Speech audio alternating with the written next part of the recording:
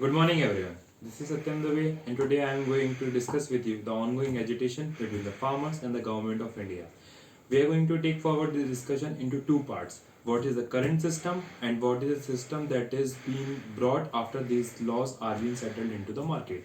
The current system consists of minimum support price that is being offered by the government of India before the farming season begins, and that minimum support price sets a benchmark at which price the produce will be bought by the government of India or by the private players if they are going to procure it. And so the private players cannot procure at a price that is at a very differential low than the minimum support price that is being set by the government of India. And so it presents a mental and emotional stability for the farmer, which comprises of 70% of our Indian population and which feeds the 133 crore population of our nation.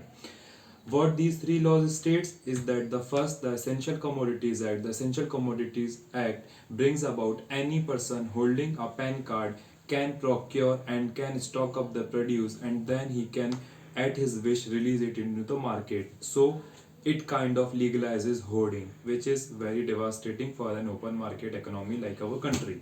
Second, the Corporate Farming Act. The Corporate Farming Act presents a contract between a farmer and a corporate house. So all the seeds and all the chemicals and all the fertilizers will be provided to the farmer by the corporate house, and that farmer in return will produce as per mandated quality produced to the corporate house. So the question comes is, what if the quality of the farmers produce which is being produced in an open market with the help of the rain which is through the atmosphere is not as per the quality mandate of the high corporate houses like the Nestle, Ketchup, which produces ketchup, and all other companies which are in the agri product market companies. That is the second concern. The third concern arises out of the mandis. The present system consists of the agricultural mandis which are being mandated by the government of India, that any farmer apart from that mandi area cannot sell in any other mandi.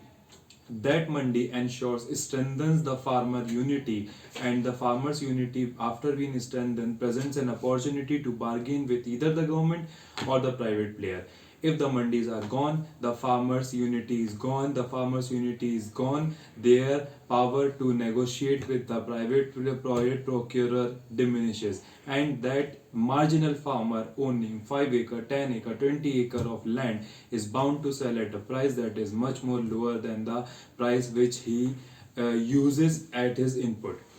The last concern which comes in present scenario is that the farmer's income is already diminishing, and how long can a farmer sustain his livelihood on the support the state provides, that is through via various schemes like the ongoing scheme of Pradhan Mantri Krishi Kalyan Yojana, in which around 3 to 4,000 rupees are being deposited into the bank account of the farmer for one particular year. We can't even imagine sustaining a life of 2 or 3 days at 2 or 3 thousand. They are being asked to sustain a life at 2 or 3 thousand for one particular year. So, what the current system composes of an MSP that has been announced by the government of India, and that government of India then procures the farmers' produce if it not been procured by the private players, and the private players can also not procure that particular price at a price that is much more below than the minimum support price. The current system, which proposes all through these laws, is the system which I am going to present to you. So, what will happen if these three laws are being settled is that the government of India is definitely going to announce the MSP. But since the government of India will not be bound to procure the produce at minimum support price, the private players will come into the market. They will buy the produce from the farmers for 1 or 2 years, in the coming 1 or 2 years, at a price that will be in accordance with minimum support price. But as the system will settle down, the government will gradually gradually will be sidelined, and the private players will be strengthened into the market. And down the line, in 2 to 3 years, the farmers will have to sell their produce to those private players at a price that is much more lower than their input.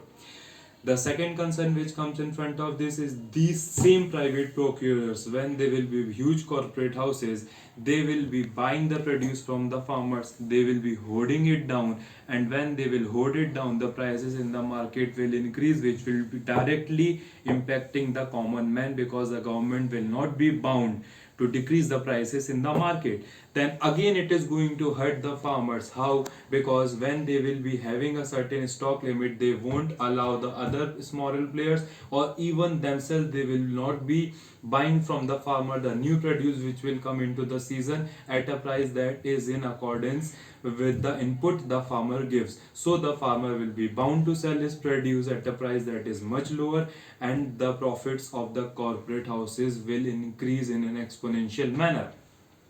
The last concern which comes in front of us is that the government of India, having a departure from the current ensurement of the livelihood of the farmers, will be sitting in the luteins of Delhi with no concern for the welfare of the citizens of India, which comprises of 70% farmers. That is a shadow day for our country. Thank you.